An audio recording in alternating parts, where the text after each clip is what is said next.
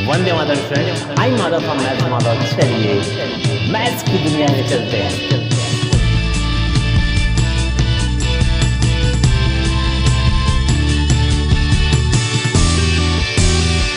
Students, यहाँ पर एक टॉपिक आपका है, ये एक आपका एनसीईआरटी का भी क्वेश्चन है। हम लोग सर्कल की सीरीज में आगे बढ़ रहे हैं और जितने भी तरह की प्रूविंग्स है वो मैं यहाँ पे कराने की कोशिश कर रहा हूँ। यहाँ पर आपका क्वेश्चन क्या है कि एक एनसीईआरटी का भी एक क्वेश्चन आपका है। इसमें आपको गिवन है कि एक सर्कल है, सर्कल में एक डायमीटर ए बी है, ठीक है, और इस डायमीटर ए बी पर एक सी डी और ई एफ एक टेंजेंट ड्रॉ है। क्लियर? और आपको ये प्रूव करना है कि सी डी और ई एफ लाइन आपस में पैरेलल है, ये हमें प्रूव करना है। तो पैरेलल प्रूव कैसे करेंगे हम लोग? तो जब भी स्टूडेंट ऐसी कोई भी चीजें आए तो आपको कुछ चीजों को रिकॉल करना होगा जो आपने पहले पढ़ रखा है कि आखिर हम किन्हीं दो लाइंस को पैरेलल प्रूव कैसे करते हैं। ठीक है, ये नहीं कहोगे देखने में लग तो रही है पैरेलल, प्रूव क्या करना है, लिख दिए C D parallel to E F. कैसे? देखने से लग रहा है। ठीक है, कई बार बच्चे से बोल देते ना कि पैरेलल तो लग रहा है सर, तो प्रूव क्या करना है इसमें? तो देखने से पैरेलल लगने इसके मतलब नहीं है, हमें उसको तुम्हें पूरे एविडेंस के साथ बताना पड़ेगा कि ये आखिर में पैरेलल क्यों है। तो पैरेलल होने का तुमने दो तीन रीजन्स पढ़े हुए हैं कि अगर दो लाइंस होती हैं और इस लाइन पर कोई एक ट्रांसवर्सल होता था। ट्रांसवर्सल किसको बोलते थे? दो लाइन को जब कोई एक तीसरी लाइन कट करती थी।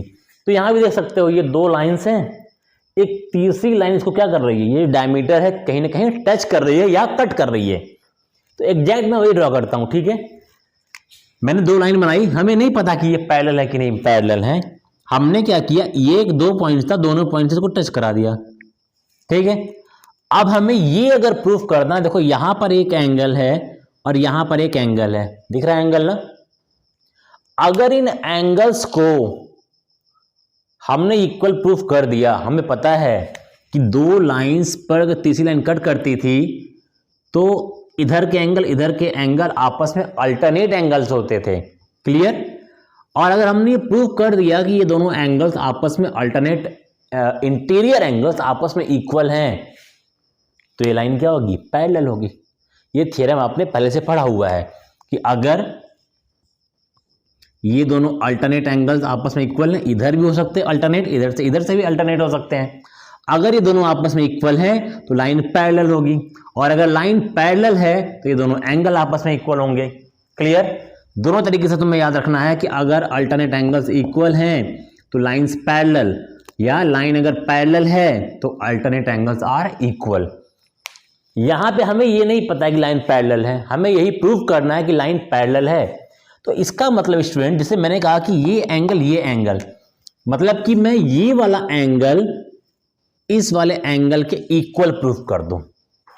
ठीक है, दो पैरेलल लाइंस हैं कि नहीं हमें नहीं पता, लेकिन हमें पता है कि दो लाइंस हैं, दोनों के बीच में transversal as a diameter draw है यहां पर, और इस लाइन के इधर का एंगल और इस लाइन के इधर का एंगल दोनों आपस में अल्टरनेट एंगल होते हैं। अब हमें इन्हीं दोनों अल्टरनेट एंगल्स को आपस में इक्वल प्रूफ कर देना है। अगर ये एंगल इक्वल प्रूफ हो गया, then we can say that कि C D and E F are parallel lines. काम खत्म। ठीक है, सिंपल थ्योरम के बेस पर है। चलिए तो देखते हैं कि हम कैसे इसको इक्वल कर सकते हैं। ये एंगल देखो सी ए बी, ये पूरा एंगल सी ए बी, ठीक है, मैं यहां लिख रहा हूं। ठीक है, angle C A B is equal to 90 degree. सही है क्या? ये सही है। चलो अभी मैं दोनों को बताता हूं। Angle C A B equal to 90 degree, और इधर से देखा जाए तो एंगल डी, या इसको लेना ना एफ बी ए, एंगल लेने आता कि नहीं आता है? Angle F B A is equal to 90 degree. अब कहोगे कि ये दोनों 90 डिग्री क्यों हो गया, बताओ। तो ये 90 डिग्री क्यों हो गया? तो हम लिख सकते हैं angle at point of contact, angle at point of contact. आपको पता है स्टूडेंट, आपने पहले ही पढ़ा हुआ है कि कोई भी एंगल, अगर एक लाइन टेंजेंट है उस पर आपको पता है ये ओ ए क्या एक रेडियस है, और रेडियस ये क्या है, ये ए पॉइंट क्या पॉइंट ऑफ कॉन्टैक्ट है। तो आपने पहले से पढ़ा हुआ कि पॉइंट ऑफ कॉन्टैक्ट पर जहां पर टेंजेंट और रेडियस टच होते हैं वहां पर कितने डिग्री का एंगल बनता है, 90 डिग्री। और सेम ऐसे यहाँ भी है, ये टेंजेंट है और रेडियस है, जाहिर सी बात है यहाँ भी कितने डिग्री का एंगल बनेगा, 90 डिग्री। तुम इधर भी 90 बना लो, इधर भी 90 बना लो, किधर भी बना सकते हो, ठीक है। अब इतनी बात हमने लिख ली यहाँ से। अब देखो अब क्या लिख सकते हैं, अगर ये दोनों एंगल्स 90 डिग्री हैं तो ये दोनों आपस में क्या होंगे, इक्वल होंगे। तो हम लिख सकते हैं कि angle CAB is equal to angle FBA, दोनों आपस में क्या होंगे, इक्वल होंगे, क्योंकि दोनों के दोनों एंगल्स क्या हैं, 90 डिग्री हैं। तो अब ये दोनों अगर आपस में इक्वल हो गए हैं तो तुम्हें पता है ये दोनों कैसे एंगल्स हैं, दिस इज अल्टरनेट एंगल्स। कैसे एंगल्स हैं, अल्टरनेट एंगल्स हैं ये। और इसके तुरंत बाद आप सीधे लिख सकते हो देयरफॉर क्या चीज, CD पैरेलल टू EF।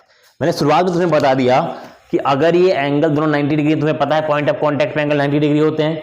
तुम इधर का भी एंगल ले सकते हो, एंगल DAB, और इधर का एंगल ले सकते हो EBA, इधर का एंगल ले सकते हो, क्योंकि हमें पता है इधर भी 90 होगा, इधर भी 90, इधर 90, इधर 90, सब 90 होंगे। लेकिन हम कोई दो एंगल लेके चलते हैं ना, सारे फालतू में लेके क्या करेंगे हम लोग। हमने इन दोनों एंगल को लिया और दोनों एंगल को दिखा दिया कि पॉइंट ऑफ कांटेक्ट पे एंगल है, दैट्स वाई ये 90 डिग्री के होंगे। अगर ये 90 डिग्री के होंगे तो ये दोनों एंगल आपस में क्या हो जाएंगे, इक्वल होंगे। और हमें पता है ये दोनों एंगल्स आपस में कैसे एंगल हैं, अल्टरनेट एंगल्स भी दोनों हैं। क्यों अल्टरनेट एंगल्स हैं, क्योंकि ये दो लाइंस है, तो लाइन पर ऐसे कट कर रहे हैं, तो इधर का एंगल क्या होता है, अल्टरनेट एंगल होता है। क्लियर।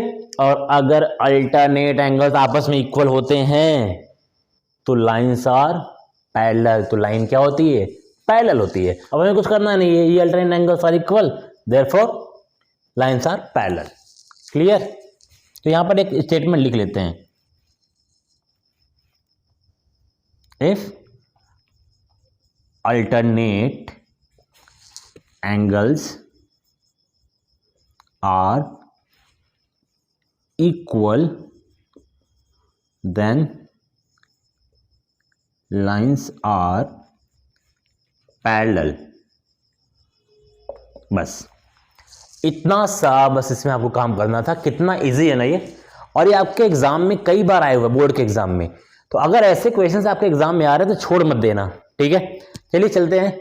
और अभी चलने से पहले एक चीज़ और सुनो, अगर जिसको भी चीज़ समझ में नहीं आ रही होगी ना, इसलिए समझ में नहीं आ रही होगी, उसको ये अल्टरनेट एंगल्स का कॉन्सेप्ट क्लियर नहीं होगा।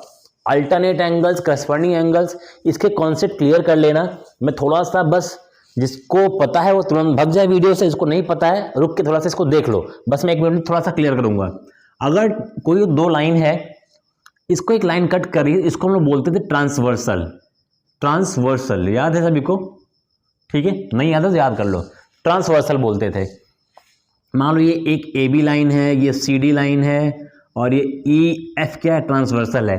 तो देखो इस लाइन के इस साइड का एंगल और इस लाइन के इस साइड का एंगल, ये दोनों अल्टरनेट एंगल्स होते थे, ठीक है, अल्टरनेट एंगल्स। और इधर का एंगल फिर इधर का एंगल, मान लो ये एंगल 1 है, ये एंगल 2 है, दोनों आपस में इक्वल। एंगल 3 एंगल 4 आपस में इक्वल, ठीक है। ये सब के सब अल्टरनेट, एक लाइन के इधर, एक लाइन के इस कोने में है। क्लियर। करस्पॉन्डिंग क्या होता था इसी में, देखो करस्पॉन्डिंग भी दिखा देते हैं। करस्पॉन्डिंग में क्या होता था, एक होता था करस्पॉन्डिंग एंगल्स। करस्पॉन्डिंग एंगल्स भी इक्वल होता है। कब इक्वल होगा, जब लाइंस पैरेलल होगी। ये दोनों एंगल्स चाहे अल्टरनेट हो चाहे करस्पॉन्डिंग हो, ये इक्वल तभी होंगे जब लाइंस क्या होंगी, पैरेलल होंगी। अदरवाइज हम उनको नाम तो बोलेंगे कि अल्टरनेट हैं, लेकिन वो इक्वल होंगे कि नहीं होंगे वो डिपेंड किस पे करेगा, जब लाइंस पैरेलल होंगी। एक एंगल यहां पर देखो इस छत के ऊपर, और ये भी एक छत है इसके ऊपर, और दोनों लाइन के क्या हैं, इस ट्रांसवर्सल के सेम साइड में हैं। इसको बोलते करस्पॉन्डिंग एंगल्स, ठीक है। सेम ऐसे इधर का एंगल इसके इधर के एंगल के इक्वल होगा, इस छत के नीचे का एंगल इस छत के नीचे के एंगल के इक्वल होगा, इस छत के नीचे इस छत के नीचे। तो ये सारे एंगल करस्पॉन्डिंग एंगल्स है। अगर इसका कॉन्सेप्ट नहीं क्लियर है सर्च कर लेना यूट्यूब पे, मैंने इसको डिटेल में बताया हुआ है, ठीक है। बाकी मैंने शॉर्ट में यहाँ पर आपको बता दिया है। तो मिलते हैं नेक्स्ट वीडियो में कुछ नए थ्योरम के साथ। तब तक के लिए love you, take care, bye bye, good night.